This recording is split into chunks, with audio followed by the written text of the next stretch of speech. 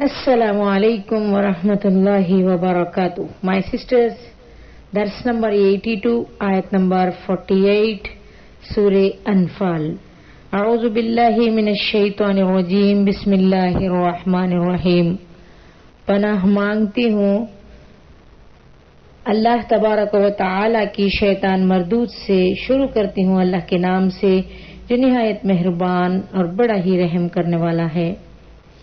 वक़ाल ला गालिब लकुमुल यौम मिनन नासी व इन्नी जारुल लकुम फलम्मा तराअतिल फ़िअतानि नकस अला अक़बैहि वक़ाल इन्नी बरीउम मिनकुम इन्नी अरा मा ला तरौन इन्नी अख़ाफ़ुल्लाह वल्लाहु शदीदुल इक़ाब। वइज़ और जब ज़य्यना खुशनुमा कर दिया लहुम उनके लिए अश्शैतान शैतान अमालहुम उनके काम। वक़ाल और कहा ला गालिबा कोई गालिब नहीं लकुम तुम्हारे लिए तुम पर अल-यौम आज मिनन नासी लोगों से व इन्नी और बेशक मैं जारुन रफीक लकुम तुम्हारा। फलम्मा फिर जब तराअत आमने सामने हुए अल-फ़िअतान दोनों लश्कर नकस उल्टा फिर गया वो आला पर अक़बई अपनी एड़ियां। वक़ाल और बोला इन्नी बेशक मैं बरीउन जुदा ला ताल्लुक मिनकुम तुमसे इन्नी बेशक मैं अरा देखता हूँ माँ जो ला तरौना तुम नहीं देखते इन्नी बेशक मैं अख़ाफ़ु डरता हूँ अल्लाह से वल्लाहु और अल्लाह शदीदुन सख्त अल इक़ाब अज़ाब। जबकि शैतान ने उन्हें उनके आमाल खुशनुमा बनाकर दिखलाए और कहने लगा कि आज तुम पर कोई गालिब नहीं आ सकता और मैं तुम्हारा मददगार हूँ।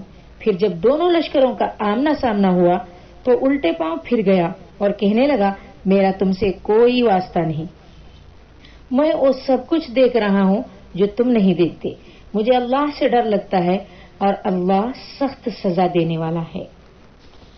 जंग बद्र में सुराका बिन मालिक का मौजूद होना और काफिरों की हौसला अफजाई करना, ये उन्वान इसकी तफसीर में आता है।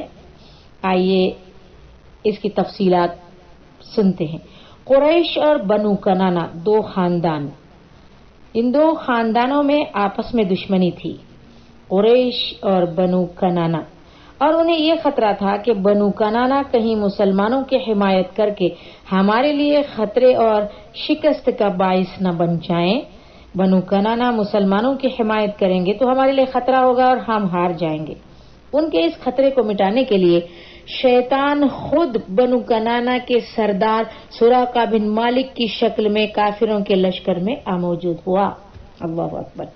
शैतान ने सुराका बिन मालिक की शक्ल इख्तियार की।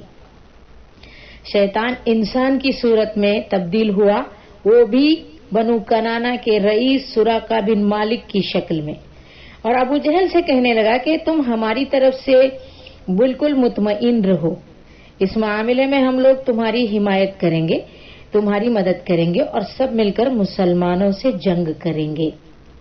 ये शैतान है, ये उसके फरेब हैं। अबू जहल और उसका लश्कर बनु कनाना से डरता था कि वो मुसलमानों की हिमायत करेंगे। जब शैतान को ये मालूम हुआ तो जिससे काफिरों को डर था उन्हीं के सरदार की शक्ल इख्तियार करके उससे अबू जहल से आकर कहता है कि तुम हमारी तरफ से मुतमईन रहो, वैसे भी तुम लोगों की फतह तो यकीनी है। तुम्हारी इतनी बड़ी जमइयत यानी इतने बड़े लश्कर के सामने उन थोड़े मुसलमानों की क्या हैसियत है।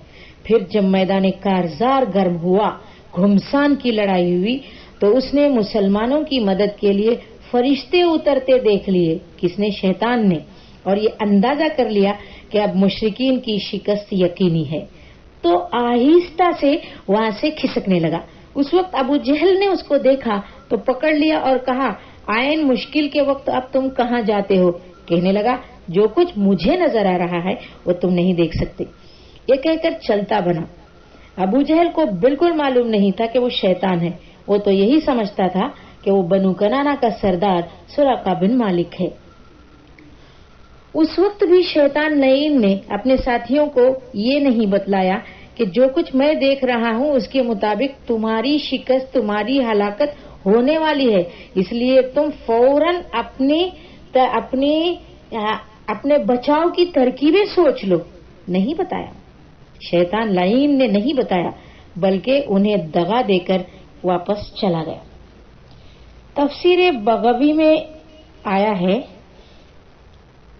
لکھا ہے کہ شیطان بھاگنے لگا، اس وقت وہ لڑائی کے درمیان سراقہ بن مالک کی شکل میں حارث بن ہشام کا ہاتھ پکڑے ہوئے تھا۔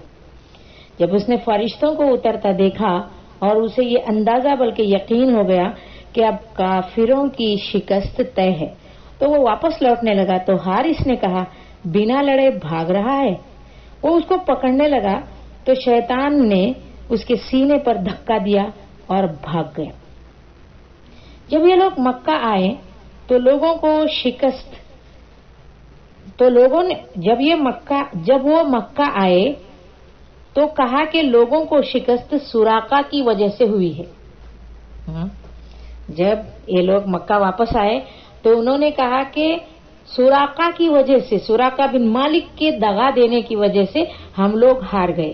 جب یہ بات سراقہ بن مالک تک پہنچی تو اس نے کہا مجھ تک تو یہ بات پہنچی ہے کہ تم کہتے ہو کہ میری وجہ سے تم کو شکست ہوئی، تم ہار گئے۔ اللہ کی قسم، مجھے تمہارے جانے کا، جنگ کے لیے جانے کا مجھے علم ہی نہیں، میں جانتا تک نہیں کہ تم لوگ جنگ کے لیے چلے گئے ہو۔ اب تمہاری شکست کی خبر مجھے پہنچی ہے۔ تو انہوں نے کہا کہ تو فلاں دن ہمارے پاس نہیں آیا تھا، فلاں دن تو ہمارے پاس نہیں آیا تھا۔ تو اس نے قسم کھائی کہ میں بالکل نہیں آیا تھا۔ جب وہ لوگ اسلام لے آئے تب پتا چلا کہ وہ سراقہ بن مالک نہیں بلکہ شیطان تھا۔ تفسیر میں یہ بھی لکھا ہے کہ ابلیس نے جنگ کے میدان میں جبریل علیہ السلام کو دیکھا کہ وہ چادر پہنے نبی کریم صلی اللہ علیہ وسلم کے آگے آگے چل رہے تھے اور آپ کے ہاتھ میں گھوڑے کی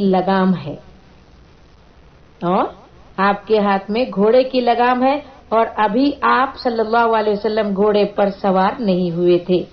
حضرت قتادہ رحمۃ اللہ علیہ فرماتے ہیں کہ ابلیس نے ان کو سچ کہا کہ میں وہ دیکھ رہا ہوں جو تم نہیں دیکھتی۔